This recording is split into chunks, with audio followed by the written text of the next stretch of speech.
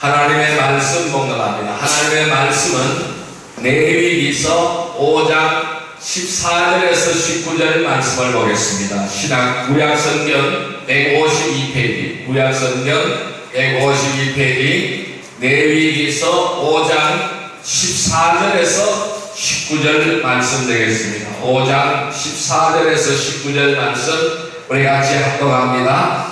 여호와께서 모세에게 말씀하여 이르시되 누구든지 여호와의 성물에 대하여 부지 중에 범죄하였으면 여호와께 속건제를 드리되 내가 지정한 가치를 따라 성소의 세겔로 몇 세겔의 은에 상당한 흠없는 수량을 양떼 중에 끌어다가 속건제로 드려서 성물에 대한 잘못을 보상하되 그것의 5분의 1을 더하여 제사장에게 줄 것이요 제사장은 그 속건제의 순양으로 그를 위하여 속죄한즉 그가 사함을 받으리라.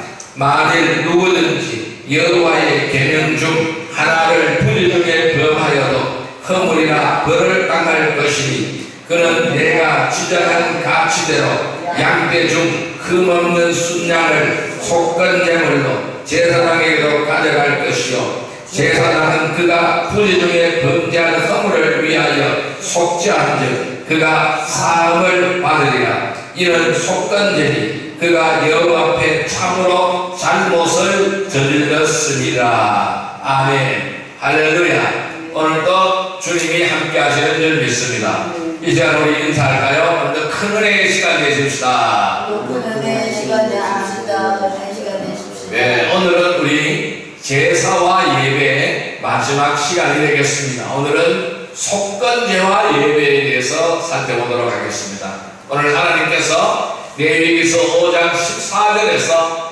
19절의 말씀을 우리에게 허락해 주셨어요.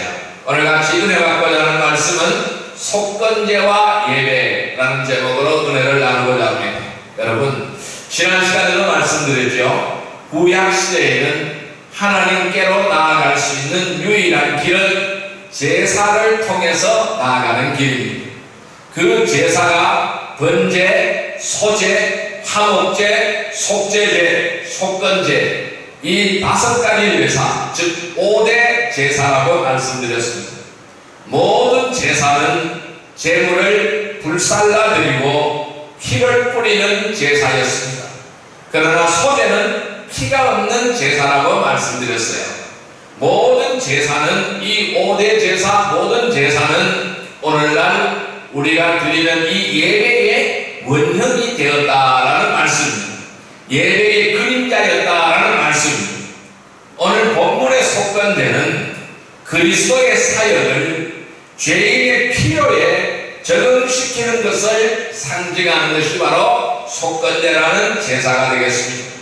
속건제는 하나님 앞에 범과하였기 때문에 이 죄를 용서받기 위하여 제물을 바치는 제사가 바로 속건제라는 제사입니다. 즉 개인의 죄를 위한 것입니다.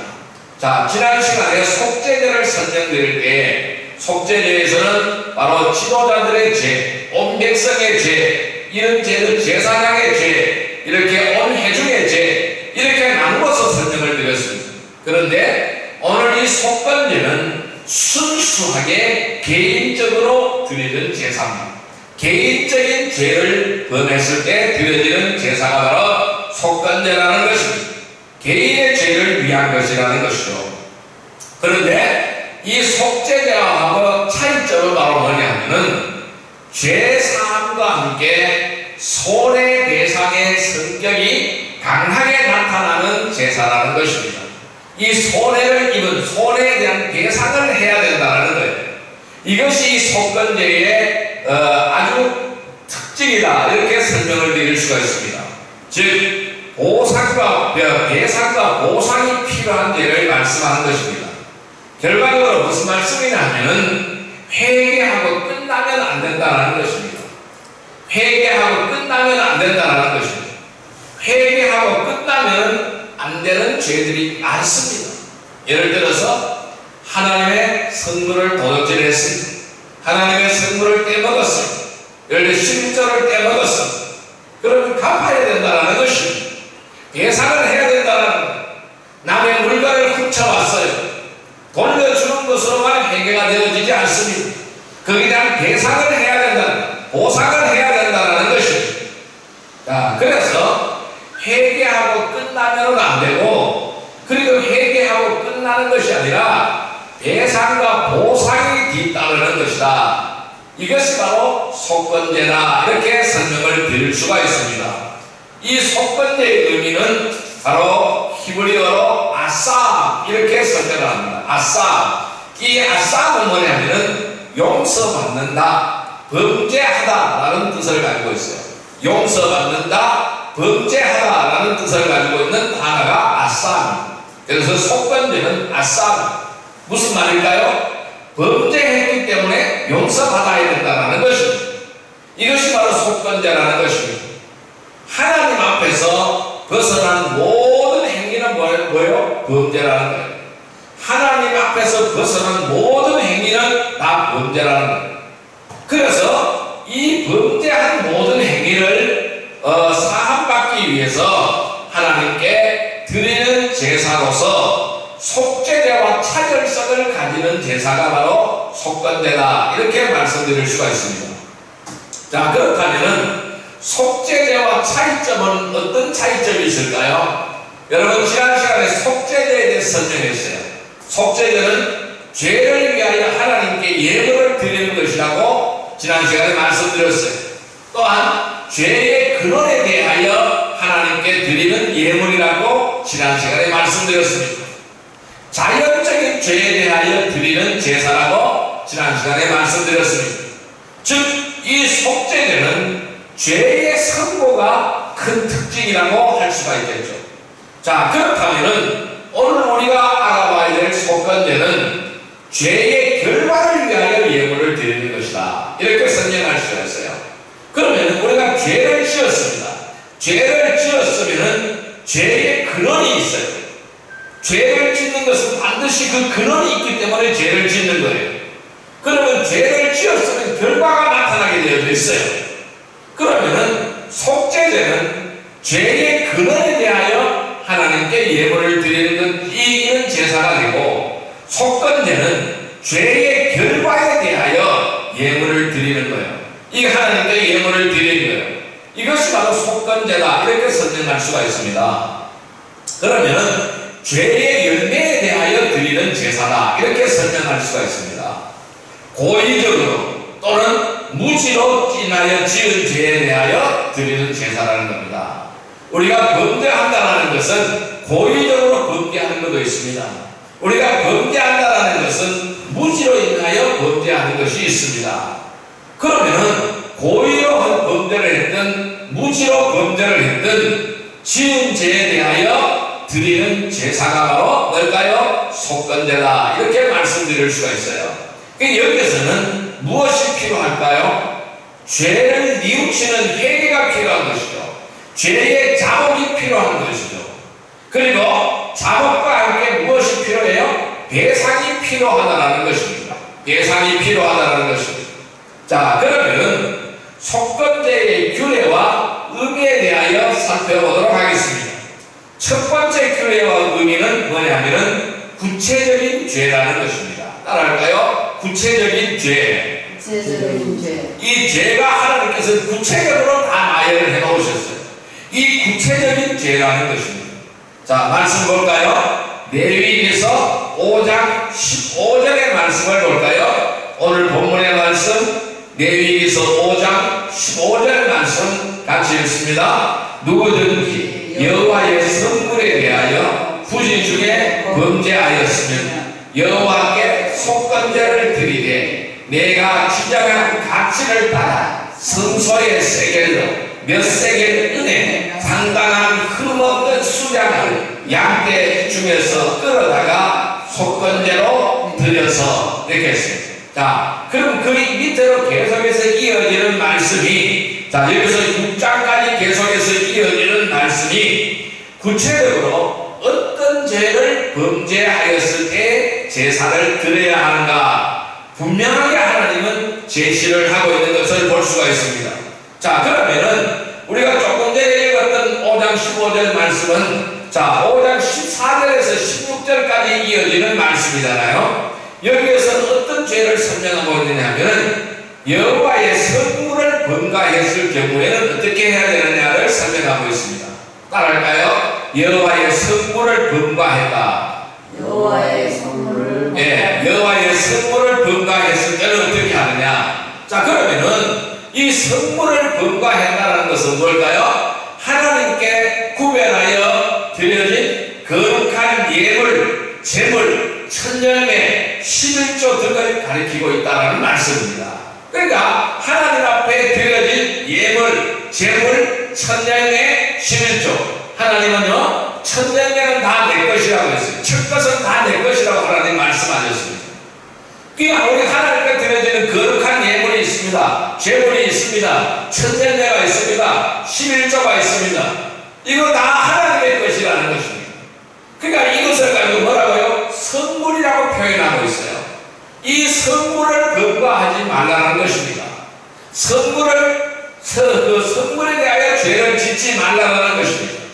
자, 그 다음에 5장 17절 말씀을 같이 읽어볼까요? 17절 말씀 같이 읽습니다. 만일 누구든지 여호와의 계명 중 하나를 부지 중에 범하여도 허물이라 벌을 당할 것이니. 자, 뭘까요? 계명을 어겼을 경우에, 즉 이 계명은 뭘까요? 하나님의 말씀이잖아요. 하나님의 말씀을 어겼을 경우에는 어떻게 해야 되느냐? 계명을 어겼을 경우에는 어떻게 해야 되느냐? 자, 백성들의 행동의 규범이 되는 것이 뭘까요? 여호와의 율법과 계명이다. 그러면은 오늘 우리에게 주신 이 하나님의 말씀, 이 성경이 바로 뭘까요? 우리들의 행동의 규범이, 우리가 살아가야 될 지침사라는 것입니다. 이것을 어겼을 경우에 어떻게 해야 될까요? 속건제를 드려야 된다는 것입니다. 자, 여기서 하나님의 계명은요, 크게 나누어서 두 가지가 있습니다. 하라는 것이 있고 하지 말라는 것이 있어요. 하라는 것이 있고 하지 말라는 것이 있어요. 계명은 크게 나누어 두 가지입니다. 해라, 하지 말아라. 이것이 두 가지입니다. 자, 우리가 10계명을 읽어봐도 뭘 어떻게 되어 있습니까? 하라와 하지 말아라 나와 있어요. 모든 계명은 하나님의 율법과 하나님의 계명은 하라와 하지 말라고 있습니다. 자, 그러면은 하라는 것을 하지 않으면 어기는 것이죠. 하지 말라는 것을 하게 되면 어떻게 되는 겁니까? 어기는 것이다. 이것이 바로 뭐예요? 범죄하는 거예요. 자, 그래서 이것을 어겼을 경우에, 하라와 하지 말라를 어겼을 경우에 이 속건제가 드려졌습니다. 또한 어떤 경우에는, 이런데 어떤 경우에는 속죄제와 속건제가 구별 없이 드려진 것도 있다라는 것을 설명하고 있습니다. 자, 그 다음에 6장 1절에서 7절까지 말씀을 보면은요, 자, 6장 2절 말씀을 6장 2절 말씀을 한번 볼까요? 같이 읽습니다. 누구든지 여호와께 신실하지 못하여 범죄하되 곧 이웃이 맡긴 물건이나 전당부를 속이거나 도둑질하거나 착취하고도 사실을 부인하거나, 자, 이렇게 해서 뭘까요? 이웃에게 범죄했을 경우, 6장 1절에서 7절까지 설명하고 있습니다. 이웃에게 범죄했을 경우에는 어떻게 해야 되느냐? 이때에 속건제를 드려야 됩니다. 예를 들어서 남의 물건을 위탁받은 뒤, 아니 나는 그거 받은 적이 없어 이렇게 부인한 경우, 남의 물건을 횡령한 경우, 그러니까 도둑질 해왔다는 것이죠. 남의 물건을 강도질한 경우, 이웃을 협박하여 물건을 탈취한 경우, 잃어버린 이웃의 물건을 죽고도 사실을 부인한 경우에 이 제사가 드려졌다는 것입니다. 이웃에게 범죄했을 경우에는 어떻게 해야 되느냐? 이 규례를 말씀하고 있습니다. 자, 그 다음에 이제 기타 경우가 있습니다.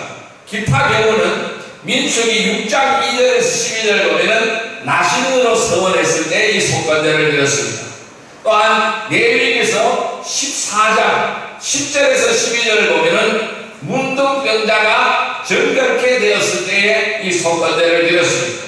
그 다음에 레위기서 19장 19절 20절에 보면은 행음을 하였을 때에 이 속건제를 드렸습니다. 그 다음에 레위기서 19장 19절에서 22절 12절에 보면은 육축을 다른 육축과 교합을 시켰을 때에 바로 이 속건제를 드렸습니다. 이 말씀 무슨 말씀일까요? 하나님께서는 육축까지도 가축까지도 짐승까지도 여기서 생각을 하고 있는 것입니다. 왜? 종을 변질시키지 말라는 것입니다. 종을 다른 종으로 교합시키지 말라는 것입니다. 순수하게 그 종은 그 종대로 생명을 이어가라는 것입니다. 이것이 다 하나님 앞에 죄라는 것입니다. 이러한 죄를 범했을 때에 드리는 제사가 바로 이 속건제라는 제사입니다. 그래서 개인적인 죄와 그에 대한 결과를 제거하는 제사가 속건제라는 제사라는 거예요. 자, 여기서 우리가 중요한 것은 뭘까요? 우리는 철저한 회개가 있어야 된다는 것입니다. 철저한 회개와 그 죄의 결과를 완전하게 제거를 해버려야 된다는 것입니다. 이것이 속건제의 정신입니다. 자, 그러면 죄의 회개는 어떻게 해야 될까요? 구체적으로 해야 된다는 것입니다. 오늘 하나님께서 구체적으로 죄를 하나하나 지적하고 있습니다. 이런 죄를 범하지 말라고, 이런 죄를 범했을 때는 속건제를 드려서 용서함을 받으라고 분명하게 말씀하고 있습니다. 그렇다면 우리의 죄의 회개는 어떻게 해요? 구체적이어야 된다는 겁니다. 또한 철저한 회개가 되어야 된다는 것을 말씀하고 있는 것입니다. 여러분, 이 속건제물이 되신 예수 그리스도 안에서 회개로서 거룩한 산제사를 드리시기를 바랍니다. 그래서 사죄의 은총을 누리는 온전한 성도들이 다 되시기를 주님의 이름으로 축복합니다. 그래서 이 속건제의 특징은 뭘까요? 구체적인 죄라는 것입니다. 그래서 우리의 회개도 구체적인 죄를 가지고 구체적으로 회개해야 된다는 사실입니다. 그래서 이 구체적인 회개로 온전한 사죄의 은총을 누리는 온전한 성도들이 되기를 주님의 이름으로 축복합니다. 자, 두 번째 특징은 뭐냐 하면은 자복입니다. 따라할까요? 자복. 예, 자복은 뭐 회개해야 되겠다는 거예요. 회개하라는 것이죠. 자, 5장 레위기서 5장 5절 말씀 같이 한번 읽어볼까요? 레위기서 5장 5절 말씀, 네, 같이 읽습니다. 이 중 하나에 허물이 있을 때에는 아무 일에 잘못하였노라 자복하고, 다음에 있습니다. 이 중 하나에 허물이 있을 때에는 아무 일에 잘못하였노라 자복하고. 여러분, 자기의 잘못을요 하나님께 구체적으로 자기 입술로 시인해야 되는 것입니다. 뭐라고요? 자복하라 그랬어요. 이 중 하나의 허물이 있을 때에는 아무 일에 잘못했다, 자복하라는 겁니다. 토설하라는 것입니다. 구체적으로 자기 입술로 시인하라는 것입니다. 우리는 우리의 믿음도 내 입술로 시인해야 되지만은 우리의 잘못도 하나님 앞에 나의 입술로 시인해야 되는 것입니다. 즉 확실한 회개가 있어야 된다는 말씀입니다. 속건제는 반드시 자복이 뒤따라야 됩니다. 자복이 뒤따르지 않는 회개는 회개가 아닌 것입니다. 자복이 뒤따라야 됩니다. 자기 죄의 깨달음이 없이는 사죄의 길이 있음도 없다는 것입니다. 자, 자기 죄의 깨달음이 없이는 사죄의 길이 있는 거예요. 이것을 우리는 분명하게 알아야 돼요. 내가 깨닫지 못하면 어떻게 돼요? 멸망하는 짐승이에요. 깨달아야 된다는 것입니다. 그 깨달았으면 자복해야 된다는 것입니다. 하나님께서는 우리의 죄에 대하여 통회하고 자복하는 심령을 하나님은 외면하지 않습니다. 그리고 죄를 사하여 주시는 줄 믿습니다. 하나님께 우리가 하나님께 드리는 제사는 상난 심령의 제사가 되라고 하나님 말씀하십니다. 통회하고 상난 심령의 제사를 드리라고 하나님 말씀하십니다. 여러분, 몸이 병들었습니다. 자신이 환자인 걸 알 때의 의사를 찾습니다. 아니, 내가 몸이 병들었는데 내 자신이 내가 몸이 병들었다는 것을 모르는 거예요. 내가 환자라는 사실을 모르는 거예요. 그럼 어떻게 될까요? 의사를 찾지 않는 것이죠. 내가 내 병을 깨달아야 돼요. 내가 내 병을 알아야 되는 거예요. 그럴 때 우리는 의사를 찾게 되는 것입니다. 무슨 말씀일까요? 자기의 죄를 깨달아야 죄를 자복한다는 것입니다. 그리고 회개하는 거예요. 죄사함을 받게 되는 거예요. 그래 할 때 어떻게 돼요? 치료함을 받게 된다는 것입니다. 회개할 때에 주님께 돌아오게 되는 것입니다. 내가 주님을 떠났잖아요. 죄를 범죄했기 때문에 주님을 떠난 거예요. 그래서 내가 회개할 때 주님께 돌아오게 되는 거예요. 그리고 주님 앞에 나오면 구원과 영생을 얻게 된다는 것입니다. 우리는 이것을 잊지 말아야 되는 거예요. 그래서 우리는 이 속건되는 축복의 선물이라는 것입니다. 이 축복의 선물을 안고 이 축복의 선물을 알고 우리는 실천해야 되는 것입니다. 신앙인들에게 가장 큰 축복은 뭘까요? 하나님과 함께하는 삶이에요. 우리의 가장 큰 축복은 하나님과 함께하는 삶이에요. 하나님의 인도대로 따라가는 삶이에요. 이것이 가장 큰 축복이에요. 우리는 이 축복을 누려야 되는 거예요. 즉 하나님이 가장 싫어하는 것은 뭘까요? 죄를 짓는 거예요. 이것이 하나님이 가장 싫어하는 거예요. 그래서 우리는 이 하나님이 가장 싫어하는 죄를 걷어내는 일을 해야 되는 거예요. 이 죄를 걷어버려야 되는 것입니다. 속건제는 하나님으로 가는 길에 장애물을 걷어내는 것이다.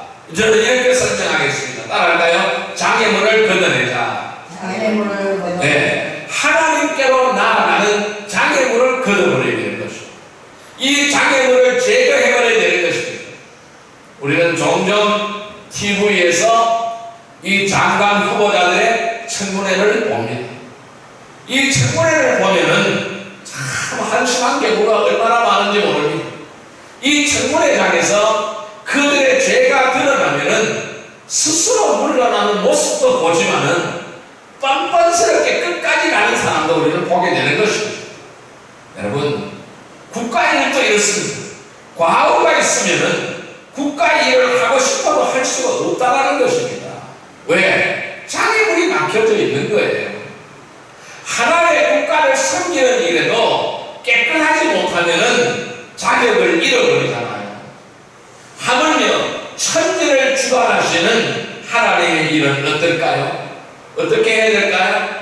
우리가 하나님하고 연합을 하고 싶다면은 깨끗해야 되는 것입니다.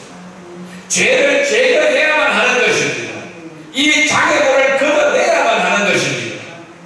여러분, 이 속건제물이 되신 예수 그리스도 안에서 철저한 회개로 죄의 장애물을 제거하시기를 바랍니다. 그리고 하나님 앞에 거룩한 산제물을 드리며 산제사를 드리며 사죄의 은총을 누리는 온전한 성도들이 다 되시기를 주님의 이름으로 축복합니다. 이 세 번째 의미는 바로 뭘까요? 배상입니다. 따라할까요? 배상. 배상을 해야 된다는 말씀입니다.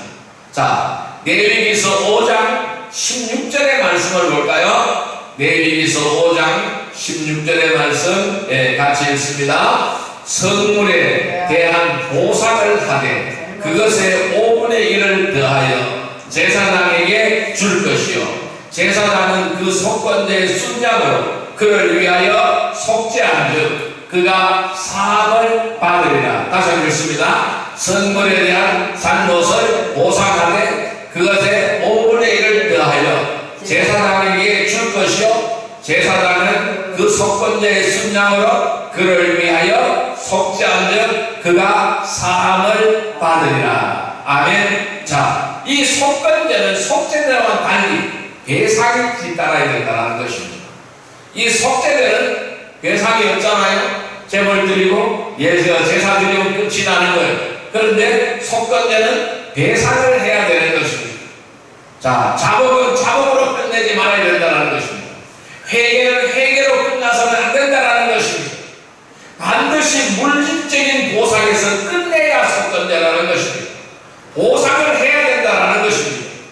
이 말씀은 무슨 말씀일까요? 인간관계가 바르지 않고는 하나님과의 관계가 바를 수가 없다는 말씀입니다. 인간관계가 발라야 하나님과의 관계도 바르다는 것입니다. 인간관계가 바르지 않고는 하나님과의 관계가 바를 수가 없다는 것입니다.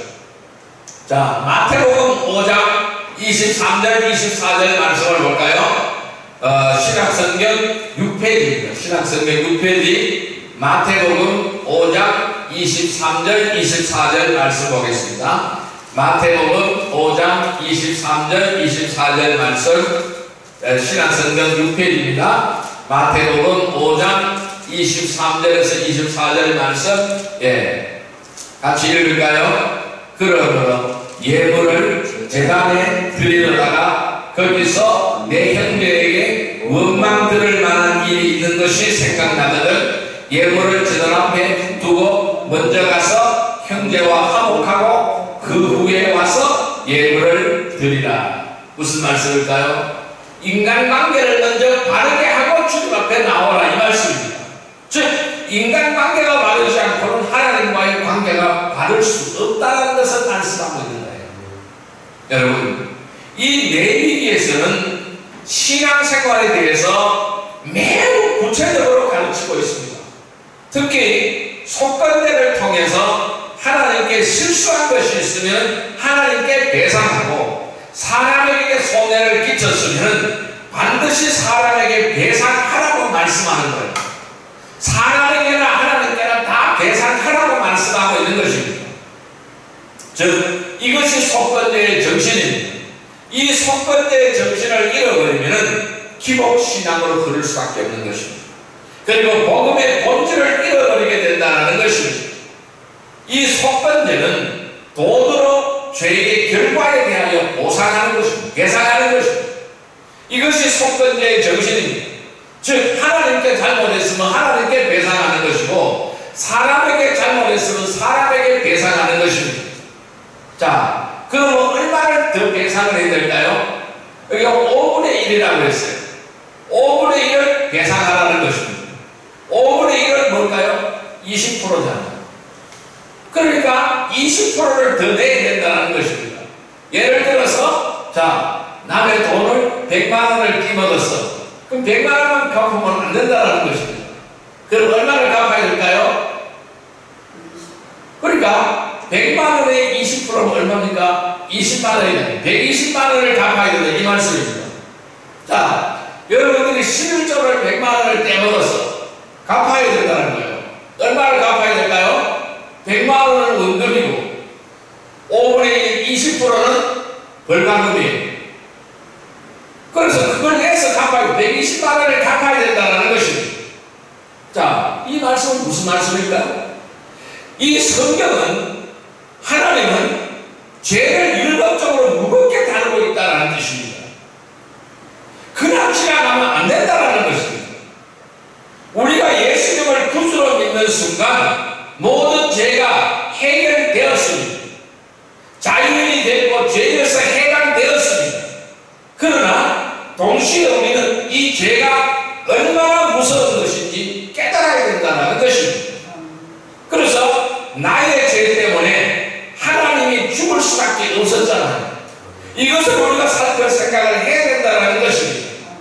그래서 속건제는 우리가 이 땅에서 지은 죄를 해결받기 위해서 돈으로 배상하는 것이다. 이렇게 말씀드릴 수가 있습니다. 벌금으로 죄를 해결한다는 것은 매우 쉬운 일일 수도 있습니다. 사람에게 손해를 끼친 것이 있다면 빨리 갚는 것이 얼마나 큰 축복인가를 우리는 훈련해야 된다는 것입니다. 이것을 통해서 하나님께서 우리에게 행하신 일들이 얼마나 큰지 우리는 훈련을 해야 된다는 말씀입니다. 요즘 유튜브를 간혹 보면 11조에 대한 다양한 견해가 나오고자 합니다. 심지어 어떤 사람은 이렇게 주장을 합니다. 11조는 율법이기 때문에 폐지가 되었다고 말하는 사람도 있습니다. 그런 사람은 11조를 하지 않아도 무당무방하다고 생각을 하는 것입니다. 그들 마음속에는 왜 그런 말을 할까요? 하나님께 드리고 싶은 마음이 없기 때문에 그런 거예요. 하나님께 드리고 싶은 마음이 있다면 절대로 그렇게 하지 않습니다. 여러분, 우리가 이 11조의 윤회를 알게 된다면 달라질 것입니다. 11조는 언제부터 시작되었을까요? 우리의 믿음의 조상 아브라함 때부터 시작이 되었습니다. 당시 아브라함은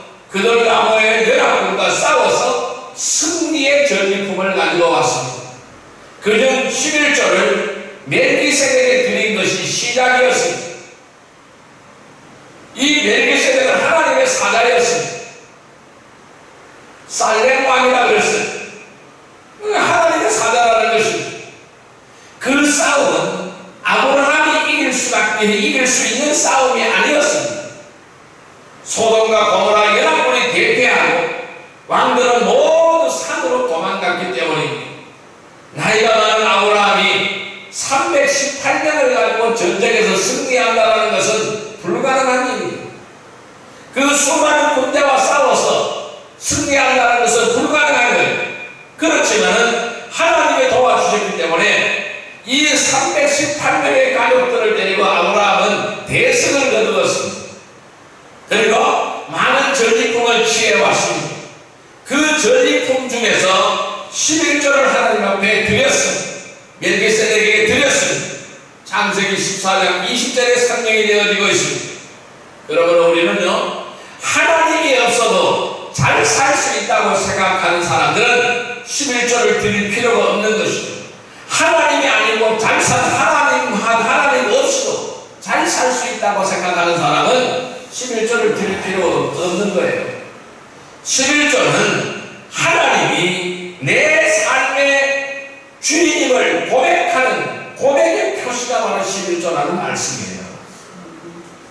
그래서 하나님의 선물을 도둑질하는 것은 뭘까요? 큰 죄악이라는 것입니다. 엄청난 죄악이라는 것입니다. 그래서 속건제 제일 첫 번째로 뭘까요? 선물을 도둑질하지 말라고 하나님은 말씀하시고 있는 거예요. 왜 배상하라고 하신 것일까요? 바른 관계를 위해서 배상하라는 겁니다. 하나님과 나와의 바른 관계를 위해서 배상하라는 것입니다. 또 왜 사람들의 죄를 배상하라는 걸까요? 사람과 사람과의 바른 관계를 위해서 배상하라는 것입니다. 자, 그래서 속건제는 하나님과의 관계, 이웃들과의 관계를 회복해서 관계가 개선이 되어지고 공동체가 하나가 되기 위한 것이라는 것입니다. 이것이 바로 속건제의 정신인 것입니다. 또한 하나 더 중요한 것은 뭘까요? 양심의 해방을 위한 것입니다.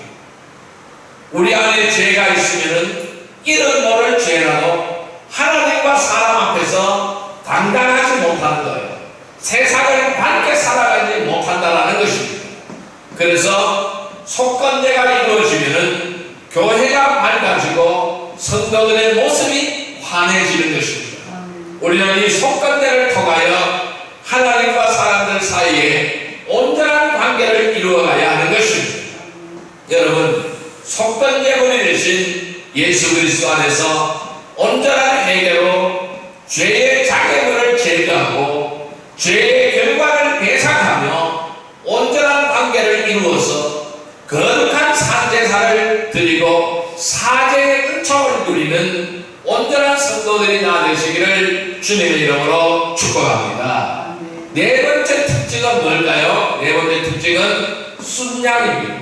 순양으로만 드려졌습니다. 따라할까요? 순양. 예. 레위기서 6장 6절의 말씀을 같이 한번 읽어보겠습니다. 레위기서 6장 6절의 말씀입니다. 레위기서 6장 6절의 말씀 같이 읽습니다. 그는 또 속건제물을 여호와께 가져갈지니 곧 내가 지정한 가시대로 양떼 중 흠없는 순양을 속건제물을 위하여 제사장에게로 끌고 갈 것이요. 자, 순양만 드려졌습니다.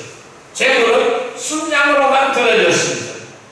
제물을 해왕은 여호와 앞에 끌어다가 머리에 안수하고 잡아서 피를 번제단 사면에 뿌리고 기름과 콩팥은 단위에 불사르고 고기는 제사장이 취하여 먹었습니다. 그리고 죄의 배상이 뒤따랐습니다. 하나님께 범죄한 것은 번관을 갚되 바로 5분의 1을 더하여 제사장에게 드렸습니다. 사람에게 범죄한 것은 물건을 주인에게 돌려주고 그 가치의 5분의 1에 해당하는 벌과금을 물었다는 사실입니다. 이 순양으로만 들어지는 것은 죄의 배상이 원칙이 한 가지라는 것입니다. 20% 배상, 이 원칙 한 가지라는 것입니다.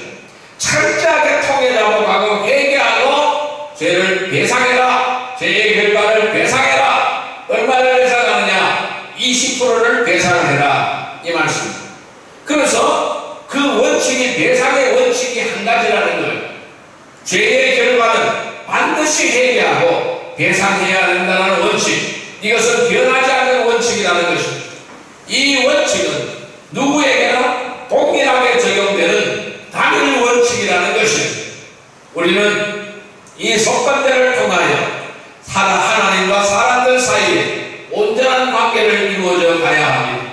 여러분, 이 속건제물이 되신 예수 그리스도 안에서 온전한 회개로 죄의 장애물을 제거하고 죄의 결과를 배상하고 온전한 관계를 이루는 거룩한 성도들이 되기를 주님의 이름으로 축복합니다. 자, 우리 이제 말씀을 정리하여 보겠습니다. 우리는 어떻게 하여야 할까요? 우리는 어떻게 이 속건제의 정신을 이어받아야 할까요? 오늘 본문의 속건제는 그리스도의 사역을 죄인의 필요에 적응시키는 것을 상징하는 것이 바로 이 속건제라는 제사입니다. 속건제는 하나님 앞에 범과했기 때문에 이 죄를 용서받기 위하여 제물을 바치는 제사입니다. 즉 개인의 죄를 위한 제사라는 것입니다. 그래서 이 제사함과 함께 손해배상의 성격이 강하게 나타나는 제사라는 것입니다. 배상과 보상이 필요한 죄라는 것입니다. 회개하고 끝나면 안 되는 죄를 처리하는 것이라는 것입니다. 여러분, 온전한 사죄의 길은 무엇일까요? 죄를 깨닫고 회개하여야 됩니다. 여러분, 죄를 깨닫고 회개하시길 바랍니다. 온전한 사죄의 길은 제물이 수반되어야 한다는 것입니다. 가장 바람직한 제물은 무엇일까요? 오늘날은 순양이 아니라 바로 나 자신입니다. 나 자신이 온전히 하나님께 드리는 것입니다. 거룩한 산제사를 드리는 것입니다. 이 제사에는 반드시 제물이 수반되어야 됩니다. 이 사죄에는 반드시 제물이 수반되어야 된다는 것입니다. 그리고 죄의 결과에 대한 철저한 고배와 배상이 있어야 된다는 것입니다. 죄의 결과를 배상하기를 바랍니다. 여러분, 이 속건제는 영적 예배의 그림자입니다. 오늘 우리가 드리고 있는 이 예배의 그림자라는 말씀입니다. 사죄 원총을 실현하는 온전한 예배를 상징하는 것입니다. 온전한 예배와 사죄의 원총은 회개로부터 시작된다는 사실을 잊어버리지 마시기를 바랍니다. 철저한 회개로 하나님과 사람과의 사이에 바로 균형을 이루어 가시기를 바랍니다. 사람들과 하나님과 사람들과의 관계를 회복해야 된다는 것입니다. 그래서 십계명의 정신은 사람의 관계, 하나님과의 관계를 회복하는 것입니다. 그래서 이 속건제는 구체적인 죄, 자복, 배상, 순양으로만 들어지는 거룩한 제사라는 사실을 기억하시기를 바랍니다. 여러분, 속건제물이 되신 예수 그리스도 안에서 우리는 온전한 회개로 철저한 회개를 이루어 가시기를 바랍니다. 그래서 죄의 장애물을 다 제거하기를 바랍니다. 그리고 죄의 결과를 배상하기를 바랍니다. 그러니까 하나님과 사람들과의 온전한 관계를 이루시기를 바랍니다. 그러한 거룩한 산제사를 드리며 사죄의 은총을 누리는 온전한 성도들이 다 되시기를 주님의 이름으로 축원드립니다. 기도드립니다. 만왕의 왕이시오, 만주의 주가 되신 사랑과 은혜의 아버지 하나님, 감사합니다. 오늘 우리는 하나님께서 마지막 제사로 말씀하신 속건제의 규례를 살펴보았습니다. 이 속건제는 그리스도의 사역을 죄인의 필요에 적응시키는 것을 상징하는 것이라고 말씀했습니다. 아버지 하나님, 우리가 온전한 사죄의 길을 걸어가게 하여 주옵소서. 늘 죄를 깨닫고 회개하게 하여 주옵소서. 이 죄에 대한 배상이 철저하게 이루어지게 하여 주옵소서. 우리는 늘 구체적인 죄를 자복하고 바로 배상하고 온전히 하나님 앞에 드려지는 거룩한 산제물이 되게 하여 주옵소서. 예수 속건제물이 되신 예수 그리스도 안에서 철저한 죄의 회개로 장애물을 제거하게 하여 주옵소서. 죄의 결과를 배상하게 하여 주옵소서. 그러나 하나님과 사람과의 온전한 관계를 이루게 하여 주시옵소서. 그러나 사죄의 은총을 누리는 온전한 성도들이 다 되게 하여 주옵소서. 예수님의 이름으로 감사하며 기도 드리옵나이다. 아멘.